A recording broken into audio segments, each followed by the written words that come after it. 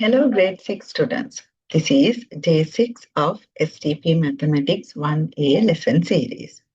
If you have watched the previous video by now, you know today we want to discuss the homework questions. Those are the word problems, right? So then we need to discuss these 5 questions. I asked you to do these 5 questions. Yesterday we didn't have time to discuss these. So then today I thought to discuss these questions and see how we can write the statements. I have told you when it comes to the word problems, you can't get the answer without writing it, because if the question is in words, your answer also should be in words. Therefore, please watch this video carefully and learn how you can write the sentence. First, you want to read the question.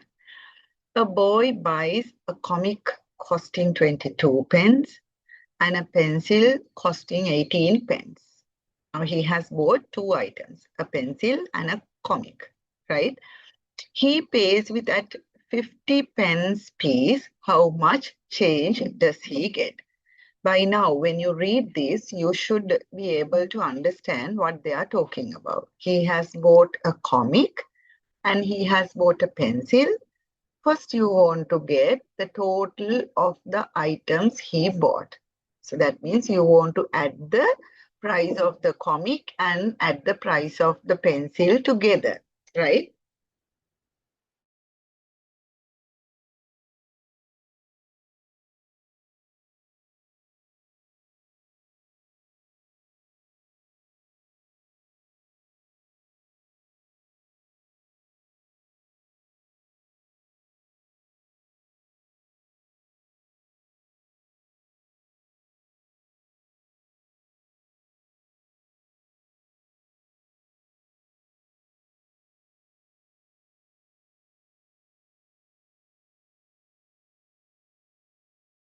Children, you see that first I wrote the statements, but I didn't put the equation marks. Why I didn't put the equation mark? After writing all that, I can put the equation marks like this. So then they are in one line. What are the values I want to see? 22 and 18 pence. So then here I write 22 pence. That here, if need, you can write pence here. So then you have 18.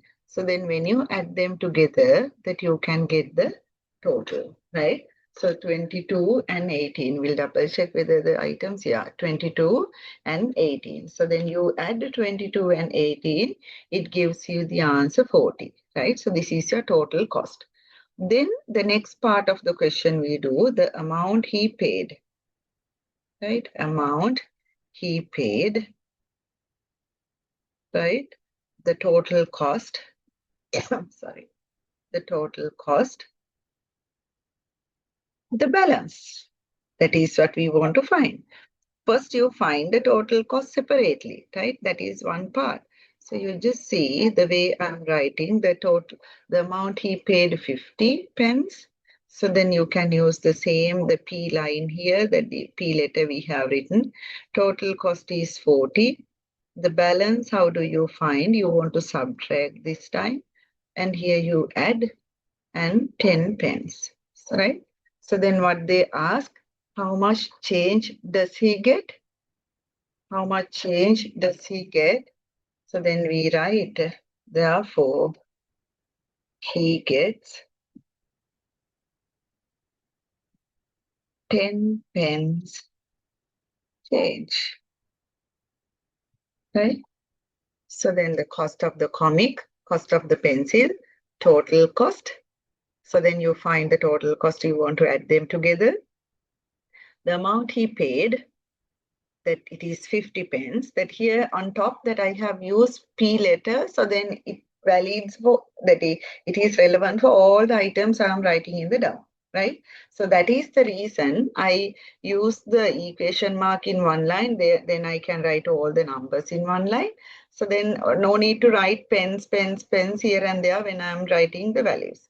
The amount he paid 50, then anyone who refers to your answer, they know that you are talking about 50 pence, because on top you have mentioned it is all about in pence. The total cost, it is 40, that means 40 pence. The balance should be 10 pence. He gets 10 pence change, right? So then we will move to the second question. In the second question, they ask, find the sum of 86 and 54 and then take away 68. So then when you are doing this kind of thing, so first of all, you want to write, let's say that I will separate this, so then this is over, right? So this question is over. So then the next one, children, they are asking sum, right? They are asking sum. Sum means what? That here that we don't have the statements, right? Find the sum of 86 and 54. You write 86 and 54, right? So you go to the working column like this, 54, and you get the answer, right? So by now you know how to add and get the answer 86 and 54. It gives me 140. So then we take the total 140. Then you take away, right? You take away. What you take away, children? So they have given us the value. Let's say what it is. Take away 68. So from what you take away 68? From 180, 60, 140, 68. Then here we write 140, right? And 68. And then you write this and subtraction. From 140 that you deduct 68, right? So 140 when you deduct 68, it gives me 72. So then here the answer is 72. Right, you just see, because they have given the things in words. So then when you are writing your answer, somehow you want to write your answer with the help of the words, right? So then that is done. Then we will move to the next question. The next question is, I have a piece of string 200 centimeter long. I cut off two pieces, one of length 86 and one of length 34. How long is the piece of string that I have left? So then he had a piece of string. So the length of that is 200 centimeters. So then first you cut off a piece, the length of 86 centimeters. Then he has cut another piece. So the length is 34 centimeters. We want to see the total, that how many centimeters he has cut off, right? So then we can see how many centimeters that he has left, how many centimeters that he's having now. For that, you want to deduct the total length he has cut from the original value, that is from 200. So then how I'm going to write this kind of question, children? So here I don't want to use this. I can move to the next, the page. So then we write the length of the first piece, right? So then here they are talking about, yeah, two pieces. So yeah, so then the first piece and then the length of the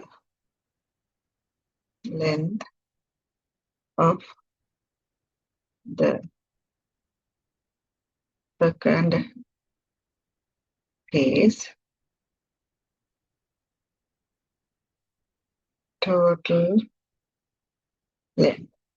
So then what you do here on top, I put centimeters because all the values are centimeters I'm talking. And then I write the values 86 and 34, 86 and 34.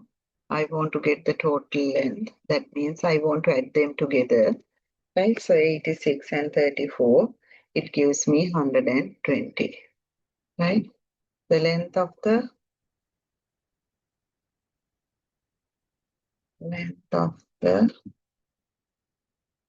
original piece, right? Original piece, we know it is 200. The length he cut off So that is we got 120 and we want to get the length of the remaining piece. The length of the remaining piece.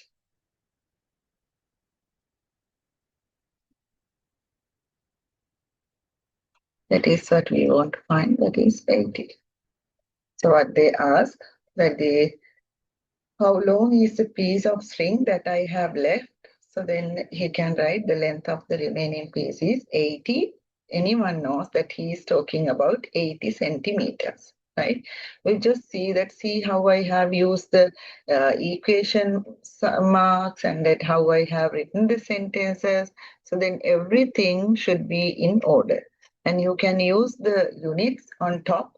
So then all the values are in centimeters. Like earlier that we did, all the values are in pence. So similar to that, when you write something like this, all the values are in centimeters. You just see that how neat it is, how complete it is. So that no one can say your answer is wrong. First you got the total length, so then you deduct the total length from the original piece to get the remaining piece length, right? So then we will move to the next question. On Monday, 1,000 fish fingers were cooked in the school kitchen. At the first dinner sitting, 384 fish fingers were served. At the second sitting, 298 fish fingers were served. How many were left? Initially, they had 1,000 fish fingers. And when they had the first dinner sitting, so then 384 fish fingers were served. And in the second sitting, 298 fish fingers were served. So then what you need to do, that the same pattern now you can understand, right? So I'll use the black color and segregate this, right? The same thing we need to do, children. So what you are going to do, the first sitting, or else we can write the number of fish fingers. We will write it like this. Number of fish fingers served in the first sitting, right? So then we write the number of fish fingers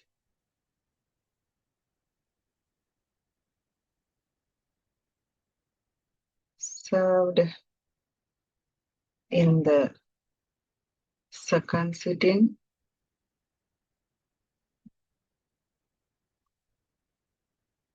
So total number of fish fingers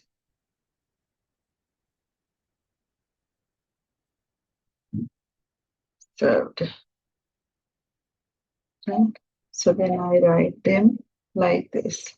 So then we can find the values. It is 384 to 98. 384 to 98. You get the total, right? When you get the total, right?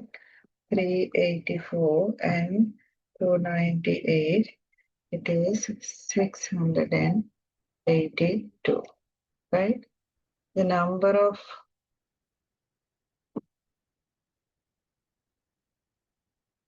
fish fingers, right? Fish fingers they had, so that is 1,000.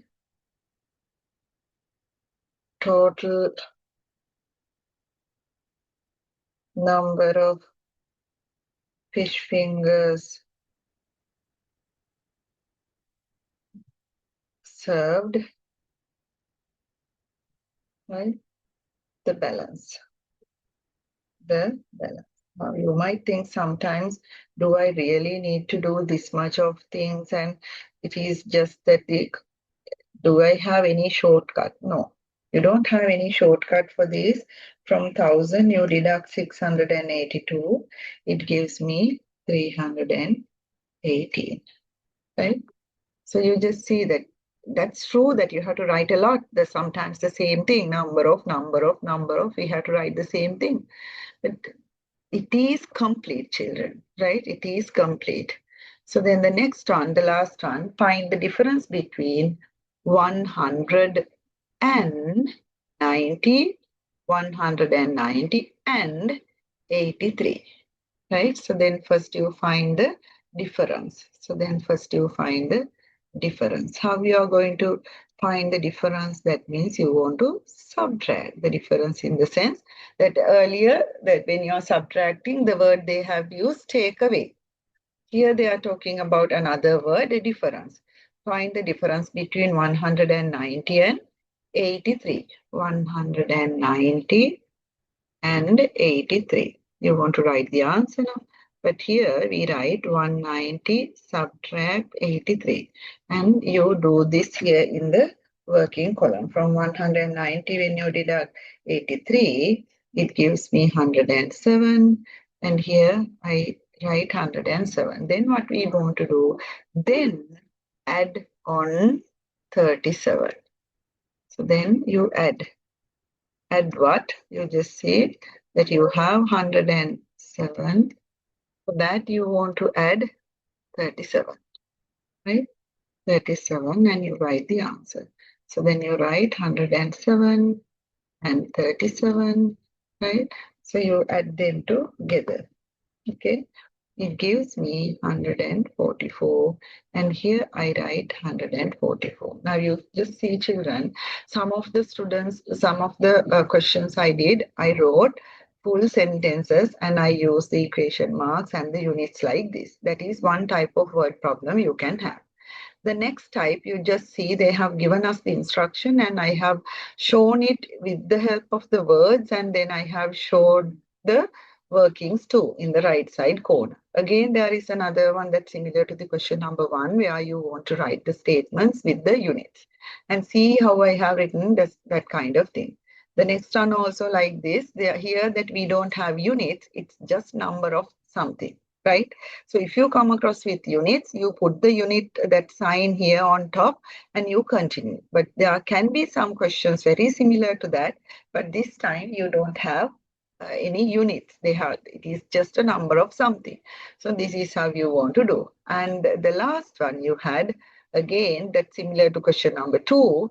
So you don't have much to write, but you can show your answer with the help of some words or a few words. Okay, children. So then we are done with that also. Then the next day, I will explain the approximation, right? I will explain the approximation, how you can get the answers like this, right? And I think tomorrow it's Wednesday. I will explain the theory component. Then Thursday, you can do the sums, right? And Friday, there will be the unit test. Friday, there will be the unit test. I will upload the unit test. What you want to do, you want to do it by yourself. So then that is done, right? So then we are done with the first unit. That is my plan. Therefore, please be in touch. So then Wednesday, I will explain you the theory related to approximation. And Thursday, I will discuss the sums related to approximation. Then we are done with the unit. And Friday, be ready. There will be the unit test. You look at the screen and you do the sums by yourself. Then later, I will upload the answers. That is how it works. Okay, children. So this is Day 6, STP Mathematics 1A lesson series. We'll meet again tomorrow. Until then, stay safe. So go through whatever the things we have done, because on Friday, you will be having the unit test.